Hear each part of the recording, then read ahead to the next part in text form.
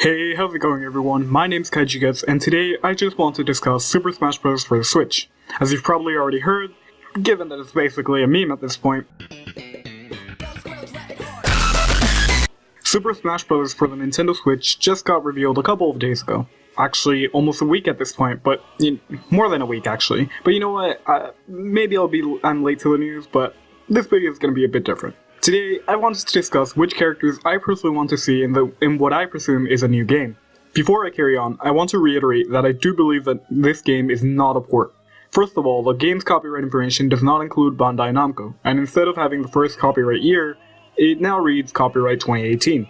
There is a counterclaim that Mario Kart 8 Deluxe also had an updated copyright information despite just being a port, so we can't just solely depend on the copyright. Regardless, based on what we see in the new reveal trailer, Link has his redesign from Breath of the Wild, which is something we usually see whenever there is a new Smash game. For example, if I'm not mistaken, we saw Super Smash Bros. Melee transition from Ocarina of Time Link to Twilight Princess Link in Super Smash Bros. Brawl.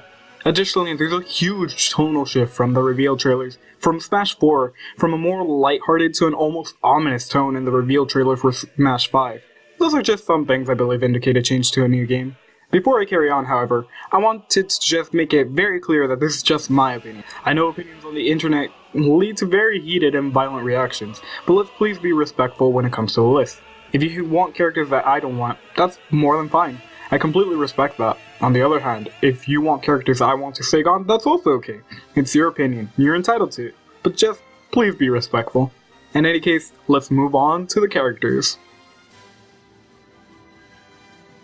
As for the characters I foresee returning, we have the more obvious ones such as Mario, Luigi, Peach, Bowser, Dr. Mario, Yoshi, Donkey Kong, Diddy Kong, Link with his Breath of the Wild redesign given that it was already confirmed alongside Mario, Zelda with her Breath of the Wild redesign hopefully, if not we're probably going to get a more classic design, with a kind of Breath of the Wild tone, who knows. Additionally, we'll have Ganon with a custom redesign hopefully, Toon Link, Samus, Zero Suit Samus, Kirby, Meta Knight, and King Dedede. But we can also most likely expect Fox, Falco, Pikachu, Charizard, Jigglypuff, Lucario, Greninja, Captain Falcon, Ness, and ultimately Lucas, Marth, and ultimately Lucina given how they're just clones, Roy, Ike, Corrin, but that's just me being biased, Game & Watch, Palutena, Wario, Olimar, Rob, Villager, Little Mac, again, another personal pick. Maybe Shulk, I'll talk about that later. Mega Man or Pac-Man, or both. I really couldn't decide on that. Duck Hunt, and finally Bayonetta. Once again, another personal pick, despite the fact that I know so many people want her gone from the game. I know that's a very long list, but given the massive roster of characters we have had in the last game, it's best to assume that this game will have an equally huge roster. Now, onto characters who should not return. Right off the bat, I want to elaborate and state that these are very personal picks for me. I just don't like these characters and think they were too annoying in the game. I apologize to anyone who made these characters. There's also characters on this list that I think may return, but for the sake of cutting down the list, I put them here. To be completely honest, I want some of these to return, but not all characters can return. These characters are Rosalina and Luma, for they were too annoying, Bowser Jr. and the Koopalings, which were too boring to use in my opinion, Robin, which was a good character, but Corrin definitely should replace them as the Fire Emblem representation character. Dark Pit, he's a clone, yes, but not as important as Lucina to many players. Wii Fit Trainer, which is just a terrible character, and I've never actually heard of a Wii Fit Trainer main. Ryu, he feels too out of place in a similar fashion to Snake, so it just makes sense he's going to be cut from the game. Cloud, who is just annoying and a kinda pandering character. And finally, the Miis. They didn't work out how we wanted them to, and they probably never will. Shulk threads the line on whether he should return, but we will finally talk about that now. Finally, we have the newcomers. Right off the bat, I'm gonna say the obvious. The Inklings. They were part of the reveal trailer, so it just makes sense. After them, I'd like to see the Octolinks as DLC, which can act like Inkling clones, or they can be alternate skins. Either or works. After that, we have Springman from Nintendo's other platform fighter, ARMS. He's a perfect fit.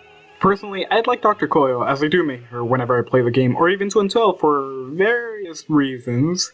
Such as the fact that she's a top tier, I think. She's a really good character, I'm not sure. But regardless, the face of the game fits very well.